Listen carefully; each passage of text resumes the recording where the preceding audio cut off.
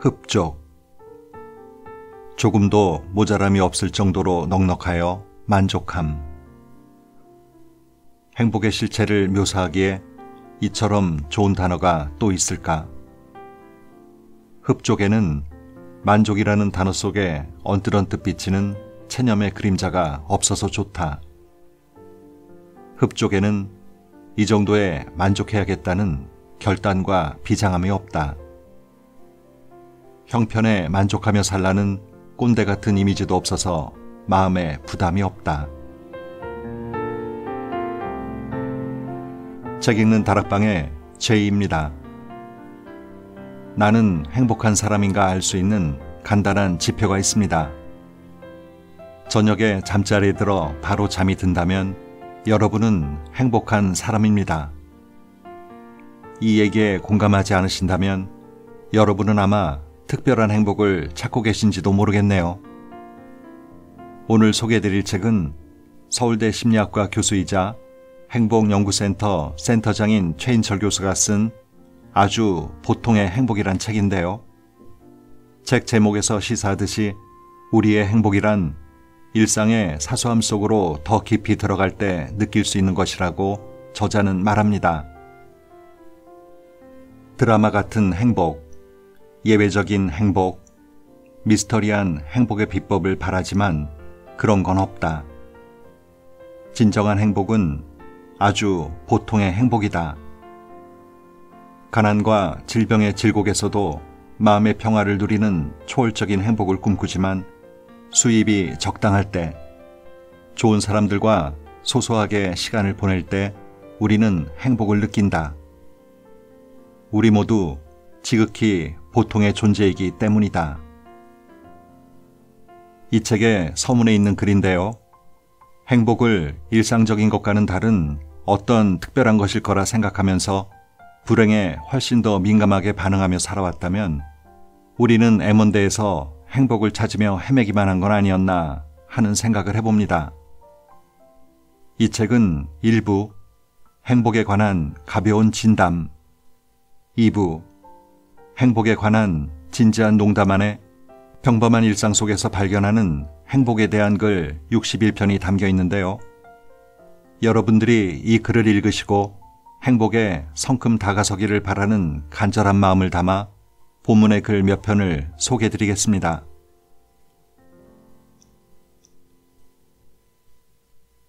행복 천재들의 비밀 병기. 그냥. 예상할 수 있는 날에 예상할 수 있는 선물을 하는 사람보다는 아무 날도 아닌 날에 아무런 이유 없이 그냥 선물하는 사람이 더 고마운 법이다. 누군가를 사랑하는 이유를 물었을 때 이런저런 이유를 대는 사람보다 그냥 좋아 라고 답하는 사람에게서 더 깊은 사랑을 느끼는 것처럼 행복의 천재들이 그런 사람들이다. 그들은 뜻밖의 시간에 뜻밖의 선물을 한다. 그들의 선물은 비기념일에 찾아온다. 선물은 기념일이라는 공식에 길들여진 우리가 왜? 오늘 무슨 날이야? 라고 물을 때 그들은 그냥 하며 웃는다. 우리가 달력을 볼 때 행복의 천재들은 자기 마음을 본다. 그리하여 우리가 몇 안 되는 기념일을 챙기느라 많은 날들을 그냥 흘려보낼 때 그들은 자기 마음속 감사의 감정들을 그냥 흘려보내지 않는다. 우리가 소수의 기념일을 핑계 삼아 다수의 비기념일을 평범하게 만들 때 그들은 모든 날들을 비범하게 만든다. 한마디로 행복 천재들은 기념일 프레임에 얽매이지 않는다. 하여 그들은 아무 때나 그냥 선물한다. 우리의 선물이 예상한 딱 그 수준에서 이루어진다면 행복 천재들의 선물은 예상을 넘어선다. 밸런타인데이의 초콜릿이 우리의 선물이라면 그들은 어느 날 문득 여러 장의 손편지를 보내온다. 우리의 신년 인사가 받는 사람의 이름만 자필로 써넣은 연한장이라면 그들은 직접 전화를 걸어 새해 덕담을 건넨다. 우리가 회사 로고가 들어간 기념품을 선물할 때 그들은 받는 사람의 이름을 새겨넣은 선물을 전한다. 우리의 선물이 우리 자신을 영웅으로 만든다면 그들의 선물은 받는 사람을 영웅으로 만든다. 그냥 하는 선물이라지만 즉흥적이거나 충동적이지 않다. 오히려 그들의 선물에서는 오랜 시간 숙성된 와인의 향기가 난다. 그들의 선물은 철저하게 준비된 우연이다. 그들은 상대방의 취향을 흘려보내지 않고 상대방의 가족 이름을 흘려듣지 않으며 무엇보다 상대방을 잊지 않는다. 그래서 그들의 선물은 오래된 즉흥이며 계획된 우연이다. 그들이 그냥이라고 말한다고 해서, 원래 있었던 거라고 말한다고 해서, 심지어 오다 주었다고 말한다고 해서 그 말을 곧이곧대로 믿어서는 안 된다. 그냥 선물하는 행위는 우연을 선물하는 행위다. 인간은 우연히 일어나는 좋은 일에서 행복을 느낀다. 행복이라는 단어의 한자풀이가 우연히 일어나는 좋은 일이라는 점도 우연이 아니다. 행복의 수준은 관계의 수준을 벗어날 수 없고 관계의 수준은 그냥의 수준을 벗어날 수 없다. 아무런 용건 없이도 그냥 연락하는 친구들이 있다면 당신은 외롭지 않다. 아무런 이유 없이 그냥 선물하고 싶은 사람들이 있다면 당신은 이미 행복한 사람이다. 그냥은 행복 천재들이 사용하는 삶의 비밀병기다. 그들이 어떤 체계적인 연구를 통해 그냥의 힘을 깨달았을 리 만무하다. 행복 천재들은 자신의 삶이 수많은 요인들로 복잡하게 얽혀 있음을 많은 사람들의 지지와 격려로 때로는 그들과의 갈등으로 오히려 더 충실해지고 있음을 그냥 알게 되었으리라. 그래서 그냥 선물하고 싶은 것임이 분명하다. 그냥 선물하는 행복 천재들이 우리를 행복하게 하는 진짜 이유는 그들의 존재 자체가 선물이기 때문이다. 그들은 늘 최선을 다해 우리를 대한다. 그들은 늘 최상의 모습으로 우리를 대한다. 그들은 늘 진실한 모습으로 우리를 대한다. 그들과 있으면 마치 1등석에 탄 것처럼 최상의 대접을 받고 있다는 느낌이 든다. 기업과 학교, 그리고 국가가 앞다투어 구성원의 행복을 위해 최선을 다하겠다고 선언한다. 고무적인 일이다. 그렇다면 행복 천재들을 본받기를 권한다. 수시로 그냥 선물하라. 그들의 취향과 필요를 그냥 무시하지 말고 오랫동안 궁리해서 준비된 우연을 선물하라. 자신을 영웅으로 만드는 선물보다 구성원을 영웅으로 만드는 선물을 하라. 그리고 이유를 묻거든 그냥이라고 답하라. 무엇보다 구성원을 최고의 모습으로, 최상의 모습으로, 진실한 모습으로 대하라. 고객을 향한 최고의 존중과 최상의 서비스를 외치면서 정작 자기 구성원을 위협하고 무시하고 무리하게 대한다면 조직의 행복선언은 차라리 없었으면 좋을 흉물스러운 동상이 되고 말 것이다. 행복 천재들에게서 배우는 행복학 개론의 최고의 가르침. 그냥 선물하라. 행복 천재들은 좋아하는 것이 많다. 선택이란 누군가에게는 즐거움이지만 누군가에게는 고통이다. 누군가에게는 기회이지만 또 다른 누군가에게는 형벌이다. 그 고통을 아는 사람들이 만들어낸 메뉴가 바로 아무거나다. 어떤 음식이 나올지 모르는데도 아무거나라는 무모한 선택을 하는 이유는 그것이 선택의 고통으로부터 우리를 구원해주기 때문이다. 자기가 무엇을 먹고 싶은지조차 스스로 결정할 수 없다는 자괴감에서 우리를 해방시켜주기 때문이다. 요리사를 전적으로 신뢰하는 경우라면 아무거나를 선택하는 것이 최고의 존경의 표시일 수 있다. 참을 수 없을 정도로 배가 고픈 경우에도 아무거나 시킬 수 있다. 이런 경우들이라면 아무거나를 선택하는 심정을 충분히 이해할 만하다. 그러나 선택의 고통을 피하기 위한 습관적 고육지책으로 아무거나를 남발하고 있다면, 음식뿐 아니라 삶의 많은 영역에서 이 같은 도피성 선택을 반복하고 있다면 자신을 되돌아볼 필요가 있다. 음식도 아무거나, 영화도 아무거나, 여행도 아무데나, 심지어 직업도 아무거나. 모든 것이 아무거나라면 답은 둘 중 하나다. 내공이 아주 깊은 사람이거나 전혀 행복하지 않은 사람이거나. 행복 천재들은 좋아하는 것에 관한 한 천재다. 행복 천재들은 좋아하는 것이 많다.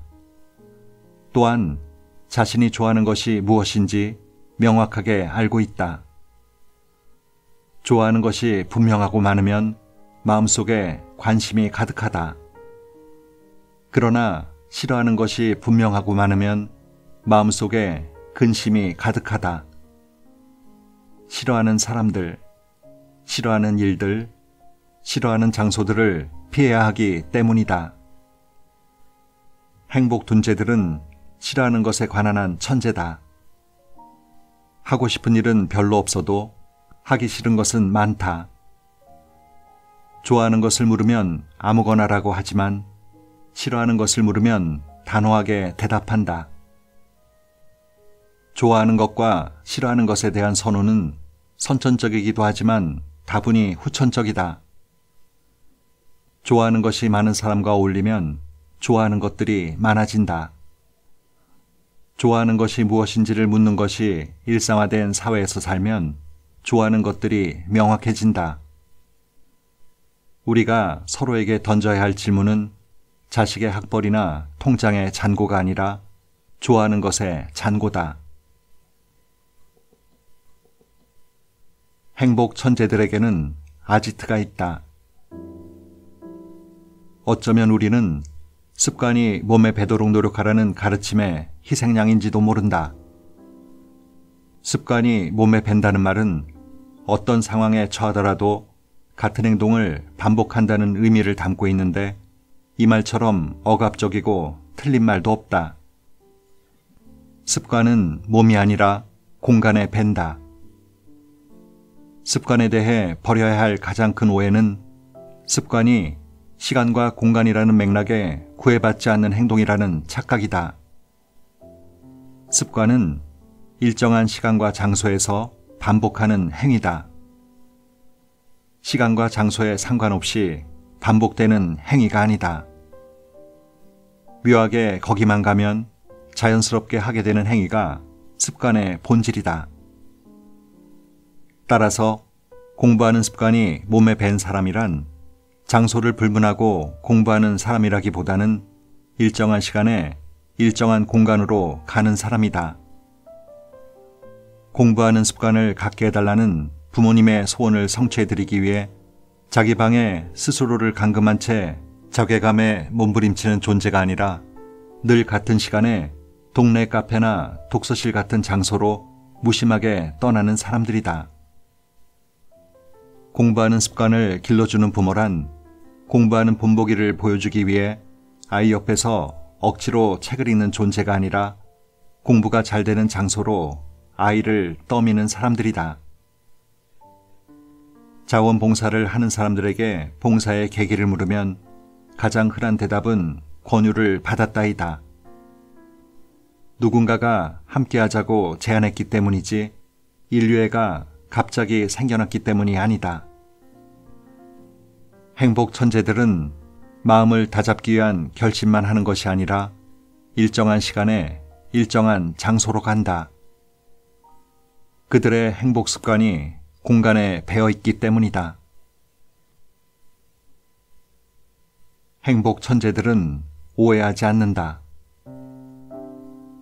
오해를 습관적으로 하는 사람들과 지낸다는 건 매우 피곤한 일이다. 그들은 끊임없이 우리의 선의를 의심한다. 모든 행동에 대해 일일이 설명해 줄 것을 요구한다. 물론 설명해 주어도 믿지 않는다. 우리의 감정은 그들로 인해 혹사당하기 일수다. 지옥도 그런 지옥이 없다. 오해에 특화된, 오해가 특기인, 그래서 오해가 습관인 그런 사람들과 어울리지 않는 것이 최고의 행복 중 하나다. 오해가 습관인 사람들을 어떻게 알아차릴 수 있을까? 오해의 본질을 들여다보면 그들이 어떤 사람인지 알아낼 수 있는 단서가 포착된다. 오해는 기본적으로 타인의 행동을 부정적으로 해석하는 데서 생겨난다. 타인의 선한 행동에는 이기적인 의도가 숨어 있을 거라고 해석한다. 타인의 좋지 않은 행동은 돌발적인 상황 때문에 생긴 실수가 아니라 그 사람의 본성과 의도가 만들어낸 결과라고 해석한다. 이것이 오해의 본질이다. 오해의 또 하나의 본질은 타인에 대한 적대감이다. 오해가 습관인 사람들은 세상을 만인 대 만인의 투쟁이라고 본다. 결국 그들은 세상을 보는 방식이 기본적으로 부정적이며 적대적이다. 극히 일부 사람들을 제외하고는 세상에 믿을 사람이 없다고 생각한다. 그들의 마음속에 불신과 부정이 가득하기 때문에 그 마음에는 행복이 깃들 여지가 없다. 결국 습관적으로 오해하는 사람들은 습관적으로 불행한 사람들이다.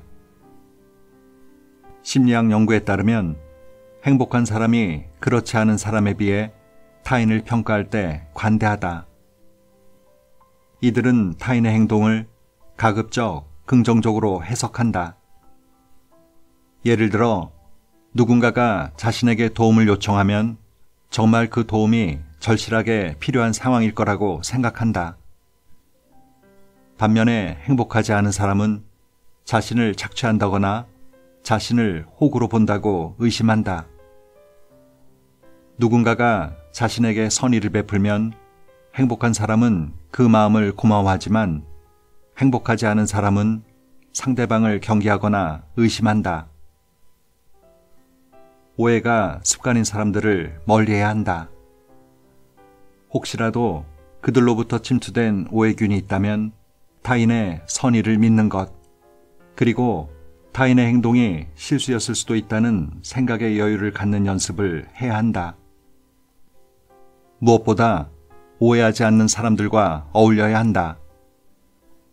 그들과 어울리다 보면 우리 안의 오해균은 자연스럽게 소멸된다. 덤으로 그런 사람들과 어울릴 때 지상 최고의 천국을 경험하게 된다. 천국에는 오해가 없다.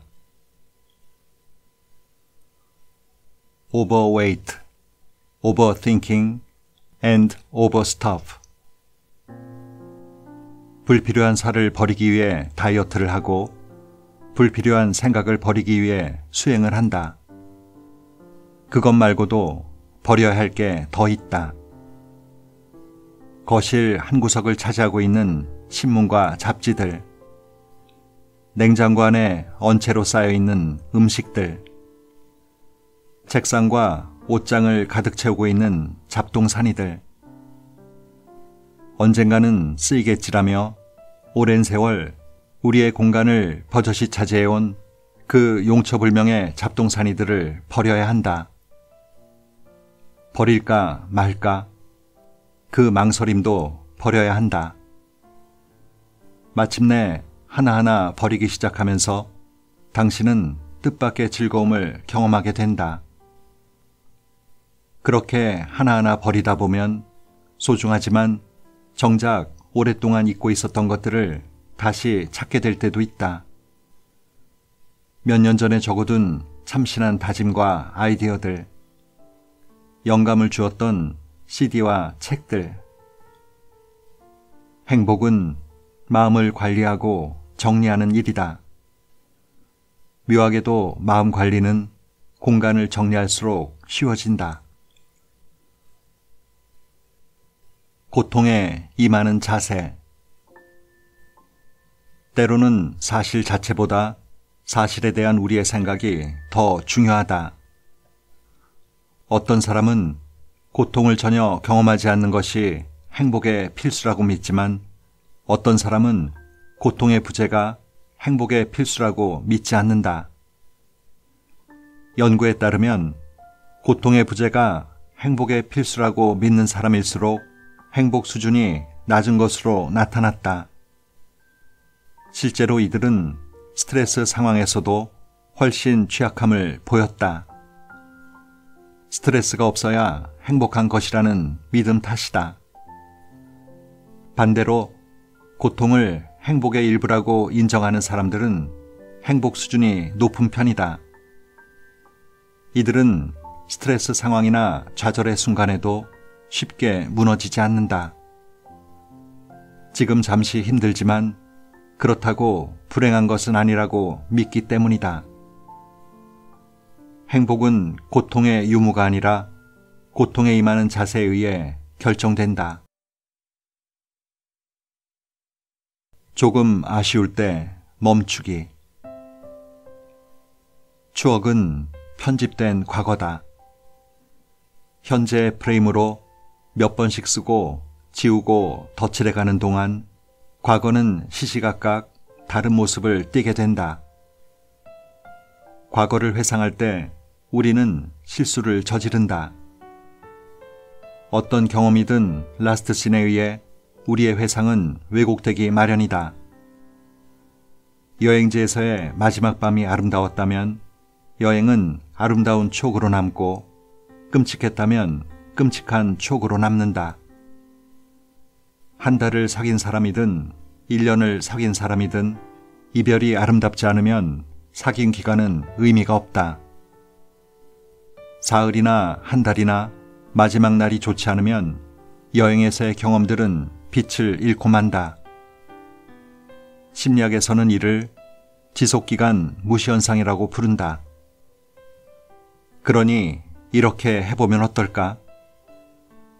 마지막 순간이 추억을 왜곡하지 못하도록 순간순간의 경험들을 온전히 음미하고 기록으로 남기는 것이다.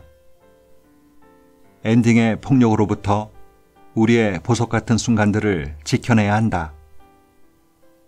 또 하나, 엔딩 장면을 멋지게 장식하는 것이다. 어떤 경험이든 마지막 장면을 최고의 것으로 만들어 보라.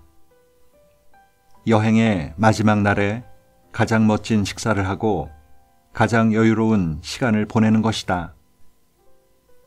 3차, 4차로 이어지는 술자리는 그래서 별로다. 조금 아쉬울 때 딱 거기서 멈춘다면 우리의 과거는 지금보다 훨씬 더 아름답게 기억될 것이다. 밥만 잘 먹더라. 연인과 헤어지면 얼마나 힘들까? 정년을 보장받지 못하면 얼마나 불행할까? 이번 프로젝트를 실패하면 얼마나 괴로울까? 생각보다 힘들지 않다. 고통에 대한 우리의 예측은 대개 과장되어 있다. 사랑이 떠나가도 가슴에 멍이 들어도 한순간 뿐이더라. 밥만 잘 먹더라라는 노래 가사처럼 말이다. 사람에게는 고통을 이겨내는 놀라운 힘이 있다. 몸에 병균이 침투하면 즉시 면역 시스템이 작동하듯이 마음도 심리적 면역 시스템을 가동한다. 종교를 찾거나 여행을 떠나고 머리 스타일을 바꿔보거나 옛 친구를 만나기도 한다. 미래가 불안하다고 느끼는 당신. 당신의 회복 능력을 지나치게 과소평가하고 있는 것은 아닌지. 사소한 어려움에 미리 겁을 집어먹거나 하찮은 시비거리에 흥분할 필요는 없다. 어떤 역경도 이겨낼 수 있는 당신의 회복 능력을 믿어보라. 봄날의 벚꽃처럼 가끔은 시간을 어겨도 된다. 우리는 늘 시간이 없다. 유치원생에서부터 노인에 이르기까지 모두가 심각한 시간 기근에 시달리고 있다. 시간의 굶주림으로부터 자유로워지려면 거꾸로 생각해 봐야 한다. 먼저 누군가에게 시간을 내주어야 한다. 연구에 따르면 자원봉사를 하거나 친척을 만나는 것처럼 누군가에게 시간을 내주는 사람은 시간에 쫓기지 않는다고 한다. 우리가 늘 바쁘다고 느끼는 까닭은 우리의 시간이 온통 자신의 일들로만 가득 차 있기 때문이다. 주어진 시간을 오히려 누군가에게 내본 사람이라면 비움으로써 채운다는 말을 실감하게 된다. 또 하나, 시간에 관한 착각에서 벗어나야 한다. 나에게 시간이 좀 더 주어진다면 더 많은 일을 할 수 있을 텐데. 모두가 이렇게 생각하지만 지나고 보면 시간이 더 많았어도 결과는 크게 달라지지 않았을 거라고들 말한다. 시간이 많아야 더 많은 일을 할 수 있다는 착각으로 인해 우리는 늘 시간을 아껴야 한다고 생각한다. 고질적인 시간 부족 현상은 이 착각에서 비롯된다.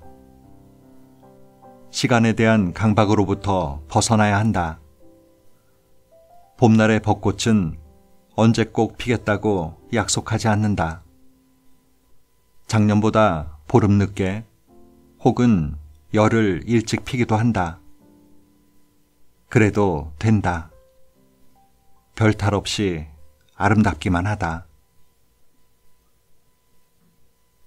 농담은 관계의 척도. 농담은 관계의 척도다. 상대의 짓궂은 장난에 너털 웃음을 터뜨린다면, 그가 던진 농담에 미소 짓는다면 두 사람은 친해진 것이다. 짓궂게 구는 행위는 호감의 시작이면서 호감의 완성이다. 농담이 어색해지고 더 이상 장난이 통하지 않는다면 관계에 위험 신호가 켜졌다는 뜻이다. 사람과 사람이 서로 장난치며 친해지듯 나 자신에게도 장난을 쳐야 한다. 내 삶을 바라보는 장난기 가득한 시선과 한마디의 농담이 필요하다. 스스로 늘 엄격하고 진지한 사람, 장난기 하나 없이 삶을 대하는 사람에게는 행복이 끼어들 틈새가 거의 없다. 살면서 부딪히는 수많은 문제를 시련으로 받아들이는 것과 농담처럼 웃어넘기는 것 사이에는 커다란 간극이 존재한다. 힘들고 지칠 때마다 잠시 멈춰서서 삶을 향해 한마디 툭 농담을 던질 수 있다면 당신은 여전히 삶과 친한 것이다. 농담과 장난기, 죽을 때까지 잃지 말아야 할 행복 비결이다. 비관주의자는 모든 기회에서 시련을 보고 낙관주의자는 모든 시련에서 기회를 본다. 시련을 기회로, 탓을 덕으로 바꾸는 게 말처럼 쉽지는 않겠죠. 하지만 무언가 특별한 것을 찾고 이루려는 노력보다는 훨씬 덜 수고스럽지 않을까요? 오늘도 좋은 하루 보내세요.